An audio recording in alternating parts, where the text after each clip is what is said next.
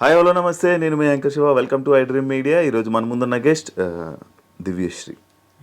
రీసెంట్గా ETV విన్లో wife ఆఫ్తో మనందరినీ entertain చేస్తూ మంచి ఇన్స్టాలో ట్రెండింగ్లో ఒక రీల్ ట్రెండింగ్ అవుతూ మనందరికీ చూస్తుంది. అది బాగా ట్రెండింగ్ అవుతుంది. అండ్ వైఫ్ ఆఫ్ గురించి, తన జర్నీ గురించి, తన ఇండస్ట్రీ జర్నీ గురించి అవన్నీ మాట్లాడుకోవడానికి ఈరోజు మన ముందు దివ్యశ్రీ ఉంది. తనతో మాట్లాడి మనకి తెలియని విషయాలు తెలుసుకునే ప్రయత్నం అయితే చేద్దాం. హాయ్ దివ్యశ్రీ, ఎలా ఉన్నావు? హాయ్ శివ, బాగున్నా. నువ్వు? నేను చాలా బాగున్నాను. ఇలా ఫార్మల్గా కాకుండా అదే నార్మల్గా మాట్లాడుకుందాం. ఎలా ఉంది జర్నీ? ఇండస్ట్రీలో ఎలా నడుస్తుంది? బాగుందా? బాగుంది. మధ్యలో కొంచెం ఒక 2 years బ్రేక్ తీసుకున్నా దీనికోసమే, కానీ ఇప్పుడు మళ్ళీ ఆ జోష్ వచ్చింది. ఎందుకు 2 years బ్రేక్? యూట్యూబ్ అవన్నీ ఆపేసి ఇది ఓటీటీ రిలీజ్కి తీసుకొని వెళ్దాం అని చెప్పి అన్నీ ఆపేసి వెయిట్ చేసా. మూవీస్ వస్తే చేసా మధ్యలో, కానీ ఇంకా యూట్యూబ్కి చాలా దూరం అయ్యా యాక్చువల్లీ. అవును, అప్పట్లో యూట్యూబ్లో బాగా నువ్వు కనిపించేదానివి.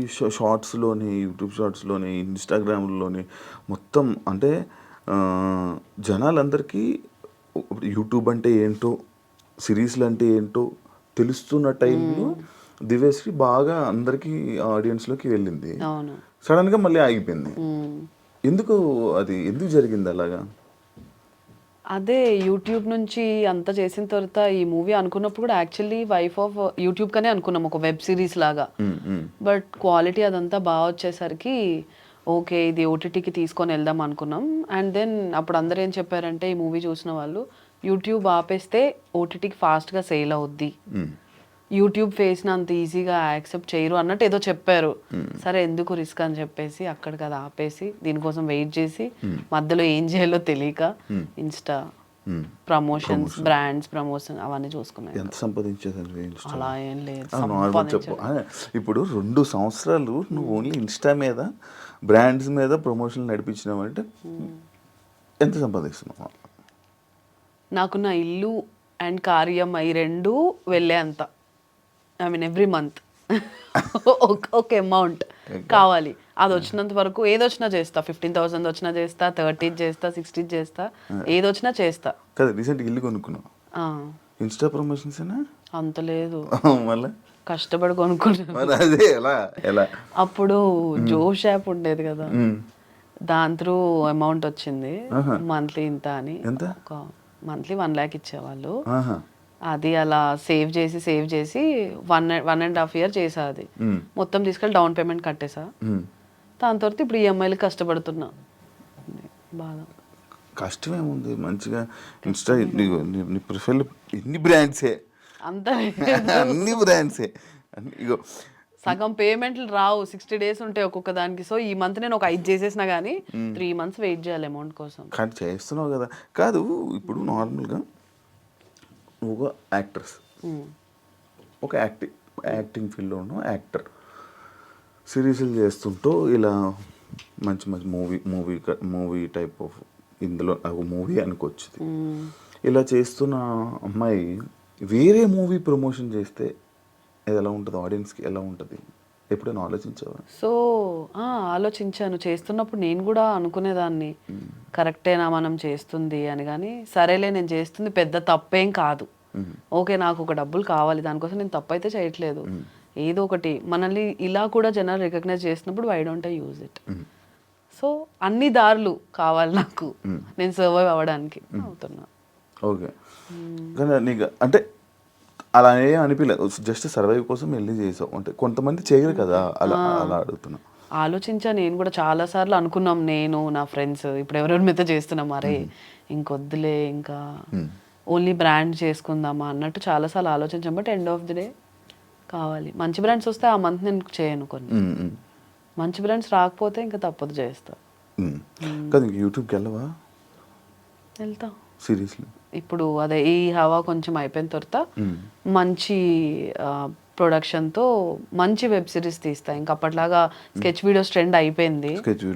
సో మంచి సిరీస్లు చేస్తూ ఉంటాం. ఓకే, ఇప్పుడు రీసెంట్గా ట్రెండ్ అవుతుంది వైఫ్ ఆఫ్లో బోల్డ్ రోల్ వైరల్ అవుతుంది. నీకు నేను నార్మల్గా ఇది దాని గురించి మళ్ళీ మాట్లాడదాం. బోల్డ్ రోల్ ఎందుకు యాక్సెప్ట్ చేస్తున్నావు అంటే నీ జర్నీలో బోల్డ్ ఇది ఎందుకు యాక్సెప్ట్ చేసి దాన్ని చేయాలనుకుంటున్నావు అది ఎవరు ఏమనుకుంటారా అవి ఏమి దాని గురించి ఆలోచించవా అస్సలు. సో ఫస్ట్ 10 minutes కథలోకి ఎంటర్ అవుతున్నప్పుడు బోల్డ్ లానే ఉంటుంది. ఓకే ఇది ఇంకా ఓకే బోల్డ్లోకి వెళ్ళిపోతుంది అనగా ఆగిపోద్ది. సో బేసిక్గా ఇది బోల్డ్ కాదు. మూవీ ఎండింగ్ వరకు చూస్తే అవని అనే క్యారెక్టర్ పైన ఒక జాలి వస్తుంది ఎవరికైనా చూడగానే. సో నేను కూడా స్టార్టింగ్ ఇది మా మమ్మీ డాడీకి ఒప్పించడానికి కొంచెం కష్టపడ్డాను. బట్ వాళ్ళు కూడా ఇప్పుడు మూవీ చూసాక ఫస్ట్ 10 minutes చూసి వాళ్ళు టెన్షన్ పడ్డారు. అండ్ ఎండింగ్ చూసాక ఫోన్ చేసి 1 hour కాల్ మాట్లాడారు నాతో. చాలా హ్యాపీగా ఉంది, మంచి రోల్ చూస్ చేసుకున్నావు. బేసిక్గా ఇందులో చాలా షేడ్స్ ఉన్నాయి, యాక్టింగ్కి చాలా ఎక్కువ స్కోప్ ఉంది. నాకు ఇంకా బీభత్సమైన సినిమా పడిపోయి ఒక పెద్ద క్యారెక్టర్ అందులో పడినా కానీ ఇన్ని వేరియేషన్స్ మళ్ళీ నేను లైఫ్లో చేయలేను. సో అందుకు యాక్సెప్ట్ చేశాను. చూపించుకోవడానికి ఒకటి ఉంటుంది కదా లైఫ్లో, నువ్వు ఏం చేయగలవు అంటే okay I can do this type of character. అన్నీ ఒకే దాంట్లో ఉంటాయి అందులో. ఎమోషన్, యాంగర్, లవ్ అన్నీ ఉంటాయి. ఎలా వచ్చింది ఆఫర్ నీకు? సో ఈ డైరెక్టర్ భాను ఎరుబండి అని 6 years నుంచి మాతో ట్రావెల్ అవుతున్నాడు. టమాడాలో నాకు పరిచయం అయ్యాడు. ఇస్మార్ట్ శంకర్కి అండ్ రొమాంటిక్ మూవీకి అసోసియేట్ డైరెక్టర్ ఆయన. ఐ మీన్ పూరి గారి దగ్గర అసోసియేట్గా చేశారు. సో చిన్నోడే, ఎప్పుడు చూడు ఏవో ఒక కథలు నరేట్ చేస్తూ ఉండేవాడు అనమాట. సో ఇప్పుడు వాడు ఒక మూవీ స్టోరీ రాసుకున్నాడు, అది బయటకు వెళ్ళాలంటే వాడికి ఒక డెమో మూవీ కావాలి, నాకు చూపించుకోవడానికి ఒకటి కావాలి. సో ఇద్దరం కలిసి అలా టమాటాలో చెప్తే వాళ్ళు నేను ఎప్పటి నుంచో తెలుసు కాబట్టి ప్రొడ్యూస్ చేస్తా అని చెప్పారు. ప్రొడ్యూస్ చేశారు. ఇది యాక్చువల్లీ చేసి 2 years అయింది చేసి. కానీ అదే అవన్నీ ఓకే అయిన తర్వాత ఈటీవీకి ఓకే అయిన తర్వాత పోస్ట్ ప్రొడక్షన్ స్టార్ట్ చేసాము. లాస్ట్ 2 months పోస్ట్ ప్రొడక్షన్ అయ్యి మొన్న రిలీజ్ అయింది. మంచి రెస్పాన్స్ వస్తుందా? బాగుంది, హ్యాపీ. ఇప్పుడు నేను బయట జనాలందరూ వైఫ్ ఆఫ్ అని గుర్తుపడుతున్నట్టున్నారు. అదే టెన్షన్ ఉంది కొంచెం. ఇప్పుడు వరకు సత్యభామ అనేవాళ్ళు, ఇప్పుడు ఓకే నాకు హ్యాపీ, గుర్తుపడుతున్నారు కదా చాలు. నేను అనుకోలేదు అసలు ఈ ప్రాజెక్ట్ చాలా వస్తుంటాయి కదా ఓటీటీలో. మా దాంట్లో ఒక ప్యాడింగ్ ఆర్టిస్ట్ కూడా లేరు. అసలు ఈ ప్రాజెక్ట్ ఎవరికి తెలియకుండా పోతుందేమో ఏంటి అనుకున్నాం. బట్ ఓకే కంటెంట్ నమ్ముదాం అని ఫిక్స్ అయ్యాం. ఆ కంటెంట్లో జనాలు ఒక సైడ్ చూసి అది వైరల్ చేస్తున్నారు. But end of the day వాళ్ళ వల్లనే చాలా మంచి రెస్పాన్స్ వచ్చింది మూవీకి. చూసిన వాళ్ళందరూ చాలా బాగుందని అంటున్నారు మూవీ.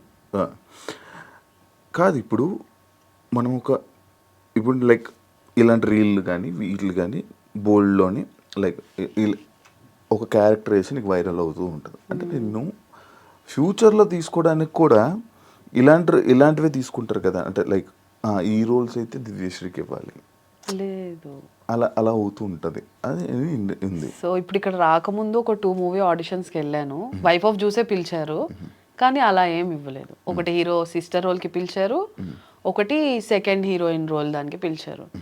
ఓకే బట్ ఒకప్పుడు అలానే ఉండేది. సో ఒక హీరోయిన్ ఒకలాంటి రోల్ చేసిందంటే తనకి అన్ని అలాంటివే రావడం అలా ఉండేది. బట్ వీళ్ళకి తెలుసు అనుకుంటా మేబీ ముందు నేను ఏం చేసేదాన్ని అని. ఇందులో కూడా చాలా డీసెంట్ రోల్ యాక్చువల్లీ. అది పోర్ట్రేయింగ్ అది మనకి ఒక సెల్లింగ్ పాయింట్ కావాలి కదా to grab attention of people like general audience. దానికోసం చేసింది అది. ట్రైలర్ కట్ అయినా ఏదైనా యా. సో అంతే, జనాల్లోకి వెళ్ళడానికి ఏం చేయాలి అవన్నీ మా డైరెక్టర్ తెలియదు. నీ ఇన్స్టా ప్రొఫైల్ నేను చెక్ చేసా, హైదరాబాద్ అని ఉంది. హైదరాబాద్ అయిపోయావా? పెరిగిందంతా ఇక్కడే కదా. సో అంతే ఇష్టం. ఎక్కడ? ఆంధ్ర కదా. శ్రీకాకుళం. ఇప్పుడు మొత్తం అంతా హైదరాబాద్. ఊరు వెళ్తూ ఉంటావా? వెళ్తానే ఉంటాం. ఈ మధ్యన అంటే ఒక 5 years నుంచి పండగ కూడా వెళ్ళడం స్టార్ట్ చేశాను. అంతకుముందు చిన్నప్పుడు ఓన్లీ సమ్మర్ హాలిడేస్కి వెళ్ళేదాన్ని. బీటెక్ అయిపోయిన తర్వాత మెల్లమెల్లగా పండగకి వెళ్ళడం అలవాటు చేసుకుని ఓకే పండగకి అందరు వస్తున్నారు అని తెలుసుకున్నాక వెళ్ళడం స్టార్ట్ చేసా. బాగుంది. ఇప్పుడు పండగకి మిస్ అవ్వను, వెళ్తుంటా. మధ్యలో ఏదున్నా వెళ్తా. ఎన్ని డేస్ పట్టింది షూట్ మొత్తం? 12 days పట్టింది. 12 daysలో మొత్తం అంతా అయిపోయిందా? ఎలా? హౌ? బేసిక్గా మాకున్న బడ్జెట్ కొంచెం లిమిటెడ్ ఉండే. సో ఆ 12 daysలో అయిపోగొట్టాలి అంటే కంటిన్యూస్ 12 days అని కాదు, మొత్తం కలిపి 12 days అయింది. ఈరోజు మార్నింగ్ 5కి స్టార్ట్ చేస్తే నెక్స్ట్ డే మార్నింగ్ 10-11కి ప్యాకప్ అయిన రోజులు అన్నీ అంతే. ఆల్మోస్ట్ ఏదో ఒకటి ఎక్కడో అదృష్టం ఉంటే కానీ నైట్ 10కి వెళ్ళిపోయేదాన్ని, లేకపోతే అలా కంటిన్యూస్ షూట్ అవర్స్ అయ్యేవి. ఒకే రోజు ఒక 3-4 పెద్ద సీక్వెన్సెస్ షూట్ అయ్యేవి. మీరు ట్రైలర్లో చూసిన ఒక డిఫికల్ట్ కట్స్ ఏవైతే ఉన్నాయో అవన్నీ ఒకటే రోజు షూట్ అయినవి. కంప్లీట్ నైట్ నుంచి స్టార్ట్ చేసి యాక్షన్ చెప్పగానే యాక్ట్ చేసి కట్ చెప్పగానే ఇలా పడుకుంపోయేదాన్ని. అక్కడ ఎక్కడ కూర్చుంటే అక్కడ. ట్రైలర్ కోసం షూట్ చేశారా? అంటే ట్రైలర్ కోసం షూట్ కాదు, అందులో కట్స్ ట్రైలర్లో పెడతాం అలా. ఓకే. సో అప్పుడు చాలా కష్టపడ్డాం యాక్చువల్లీ దీనికోసం. ఆ మూమెంట్లో వచ్చేస్తుంటే ఇది ఇంకా చాలా కొత్త స్టోరీ. ఇప్పుడు అందరికి 2 years బ్యాక్. ఇప్పుడు ఇలాంటి స్క్రీన్ ప్లే జనాలకు అర్థమైంది. సో ఇది కూడా ఇప్పుడు యాక్చువల్లీ దానివల్ల ఇంకా బాగా అర్థమై ఉండొచ్చు జనాలకి. ఓకే. కాదు, నువ్వు నార్మల్గా నీ ఇన్స్టా మొత్తం నేను చూస్తుంటే అటు ఇటు ట్రిప్స్ తిరుగుతూనే ఉంటావు, ఎందుకు అలా? మనశ్శాంతి కోసం. అంత కష్టాలు ఏమి వచ్చాయి నీకు? అలా అని కాదు కానీ బాగుంటుంది ట్రిప్స్కి వెళ్తే. వెళ్ళక ముందు ఒక 10 days, వెళ్ళొచ్చిన తర్వాత ఏదో కొత్త కొత్త జనాలను చూస్తూ ఉంటాం కదా. అంటే ఇక్కడిక్కడ లోకల్ వెళ్ళినప్పుడు కూడా బాగుంటుంది, ఇష్టమే. ఎక్కడో దగ్గరికి వెళ్తే అంతే ఇవన్నీ తప్పించుకొని వెళ్ళిపోయినట్టు ఉంటుంది. ఏం చేస్తుంటావు నార్మల్గా ట్రిప్స్కి వెళ్ళి? ఓల్ జర్నీ చెప్పా, ట్రిప్స్లో నువ్వు చేసేది ఏంటి చెప్పు మొత్తం నాకు. నైట్ అంతా అయితే పడుకోము. నేను ఎక్కువ శ్వేతతో వెళ్తుంటా ట్రిప్స్కి. నైట్ అంతా మేలుకొని ఉంటాం. శ్వేత, నేను, మెహబూబ్, విక్కీ, రాజేష్, ఇంకా అందరూ కలిసి వెళ్తూ ఉంటాం. వెళ్ళినప్పుడు అంతా అంతే, ఇంకా నైట్ అంతా పడుకోము, మాట్లాడుకుంటుంటాం, సినిమాలు చూస్తాము. పొద్దున ట్రావెలింగ్ ఉంటుంది కదా కారులో, అక్కడ మాత్రం ఇలా శవాల్లా పడిపోయి అరుస్తూ ఉండే బాలీలో మా మీద మెహబూబ్ అయితే, లెగండ్రా లెగండి, ఇంత దూరం ఎందుకు వచ్చారు మీరు కారులో పడుకోవడాక, లెగండి లెగండి అని. సో బాగుంటుంది. ఫస్ట్ లైక్ ఎక్స్పీరియన్స్ బాగుంటుంది. బాలి అంటే మొత్తం కొత్త కంట్రీ కాబట్టి బాగా అనిపించింది. అన్నీ ముందే ఫిక్స్ అయి వెళ్ళాము. నీట్గా అక్కడ తిప్పే వాళ్ళందరూ ఒకటే డ్రైవర్స్, రోజు ఒక అతనే వచ్చేవాడు. అతనికి తెలుగు నేర్పించేవాళ్ళం, కొన్ని డిఫికల్ట్ వర్డ్స్ నేర్పించాము. మామూలుగా ఎంజాయ్ ఏం చేస్తారు మీరు అక్కడ? మంచి బట్టలు వేసుకుంటాం, మంచి మంచి వాళ్ళని చూస్తాము. ఇప్పుడు నాకు శ్వేత కొరియన్స్ ఇష్టం. అలా మేము ఎక్కడికైనా వెళ్ళినప్పుడు అలా ఏషియన్స్ కనిపిస్తే మేము వావ్ ఇంత బాగున్నాడు, వాడిని చూడు వీడిని చూడు, సరిపోతుంది అంతే. అలా వెళ్తున్నప్పుడు ఇలా చూసావా. కొరియన్స్ ఎందుకు ఇష్టం మీకు? ఉంటారు కదా, ఏమో అందం. అబ్బాయి అమ్మాయిని గుర్తుపట్టగలవా నువ్వు? హ్యాపీ గుర్తుపడతావు. ఎలాగా? ఇన్ని సిరీస్లు చూసుంటావు. ఇప్పుడు సిరీస్లో నీకు అందరు అబ్బాయి నీకు ఎలా తెలుసు? ఏం చూసి గుర్తుపట్టావు నువ్వు? అలా ఏం లేదు, ఏం చూసి ఎలా గుర్తుపడతావు? బట్టలు పట్టి గుర్తుపడతాము. బట్టలు వేసి గుర్తుపడేసా? ఇప్పుడు ఒక అమ్మాయికి అబ్బాయి బట్టలు వేస్తే నీకు ఎలా తెలుస్తుంది? ఆయన తెలిసిపోద్ది. ఎలా? Korean like Asian girl face cut చాలా, అంటే అందరితో ఒకేలా ఉంటుంది యాక్చువల్లీ. అన్నీ పర్ఫెక్ట్గా ఉంటాయి. అబ్బాయిది అలా ఉండదు, కొంచెం ఐలిడ్స్ డిఫరెంట్ ఉంటాయి, డబుల్ ఐలిడ్స్ అవన్నీ. మాకు తెలుస్తుంది. నువ్వు కూడా ఒక 10 సిరీస్లు చూడు, నీకు అర్థమైపోద్ది. నేను కూడా కొరియన్ అని జపం చేస్తూ ఉంటాను. అమ్మాయి అది దొరకరు సావ ఎందుకు చెప్పు. బాగుంటారు కదా, మంచి స్టోరీస్ ఉంటాయి కదా వాళ్ళకి, ఇంట్రెస్టింగ్. మేము నార్మల్గా కొరియన్ సిరీస్లో మీరు ఏం అబ్జర్వ్ చేస్తారు, ఏం చూస్తారు, మీకు ఎందుకు నచ్చుతుంది? నేనైతే ఒక సిరీస్కి సంబంధం ఉండదు. నేను ఇంతవరకు చాలా చూసా. ఒక్కొక్కటి ఒక్కొక్క డిఫరెంట్ ఇలా ఫ్యాంటసీ ఒక వరల్డ్లోకి వెళ్తాం అనమాట. ఒక సిరీస్ అయితే నాకు బాగా గుర్తుంది, పెంట్ హౌస్ అని, ఒక థ్రిల్లర్ సిరీస్. సోఫాలో ఎలా ఉన్నాను అలానే జస్ట్ స్నానంకి లేచేదాన్ని, తిండి కూడా తిండి, డ్రై ఫ్రూట్స్ డబ్బా పెట్టుకొని 4 nights డే అండ్ నైట్ అన్ని లైట్లు ఆపేసి అలా చూస్తూనే ఉన్నా టెన్షన్కి.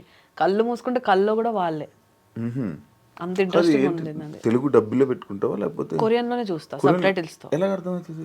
ఇంగ్లీష్ సబ్ టైటిల్స్ చదువుకుంటా, ఇక్కడ చదువుతుంటే పైన బొమ్మ మిస్ అవుతుంది కదా. బేసిక్గా కొరియన్ లాంగ్వేజ్ చాలా స్లో. కింద హే అనడానికి అక్కడ అన్యాసియో అంటారు అనమాట. సో మనం చదివి పైకి చూసేసరికి ఇంకా అక్కడే ఉంటుంది, హ్యాపీగా చూడొచ్చు. అది మంది విలేజ్ సైడ్ కదా. ఇంట్లో ఇండస్ట్రీ అంటే ఏమనలేదా? అప్పుడు ఏమైనా మాటలు పడ్డాను. ఏమన్నారు? స్టార్ట్ చేస్తున్నప్పుడు షన్నుతో స్టార్ట్ చేశాను.